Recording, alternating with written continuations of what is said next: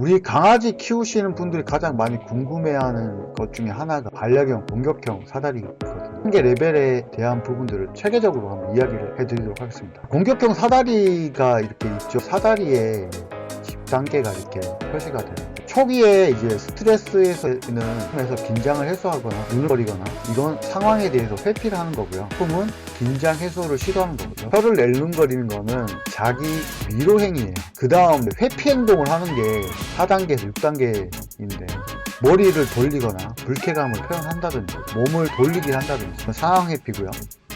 도망가기, 이건 물리적으로 회피하는 거예요. 이런 단계들로 해서 강아지가 자신의 의사를 표현을 하죠. 그리고 7단계에서 8단계는 복종 신호인데요. 귀를 뒤로 넘기기, 두려움의 표시고, 그리고 이제 항복한다. 이건 엎드리는 그런 행동을 해요. 그리고 이제 9단계는 경고죠. 그러면서 더 이상 다가오지 말라고 강한 경고식을 하고, 짖고 위협적인 소리로 경고하고, 무는 척하고, 마지막 경고 행동이에요. 그리고 10단계는 바이트, 무는 거죠.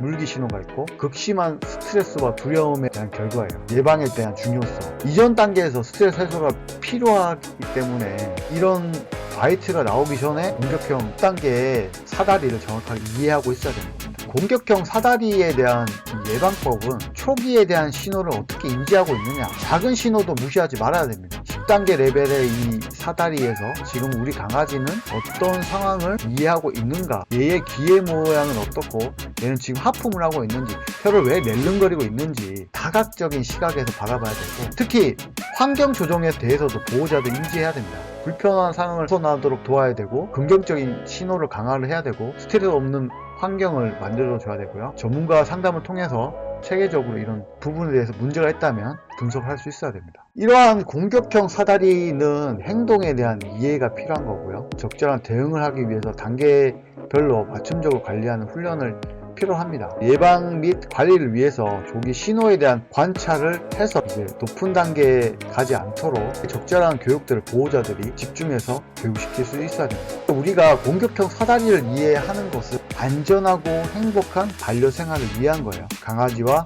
행동 신호에 대한 체계를 이해함으로 인해서 보다 행복한 상황을 만들어가는 게 중요하고요. 그리고 조기에 개입을 해서 이 스트레스에 대한 요인들을 조기에 발견하고 제거하는 거에 목적이 있습니다. 궁극적으로는 반려견과 안정감 있는 네트워크, 관계를 가지는 거죠. 이런 말이죠. 너무 행복해보이잖아요. 여러분들이 공격형 사다리에 대한 부분들도 잘 이해를 해서 내용들을 살펴봐서 반려견이 혀를 낼름거린다든지 하품을 하고 있다든지 그리고 으르렁 대면서 무는 상황까지 안 가도록 이런 레벨에 대한 것들을 잘 조절을 하시는 게 공격형 단계 레벨이죠. 모든 것은 관찰부터 시작하고 그 관찰을 통해서 보호자가 상황에 대한 인지를 정확하게 할 때 우리는 반려견을 잘 키울 수 있다는 것들을 이렇게 보셨으면 좋겠습니다. 오늘 여기까지 했습니다. 저는 지금까지 강사모 최강사 박사였습니다. 감사합니다.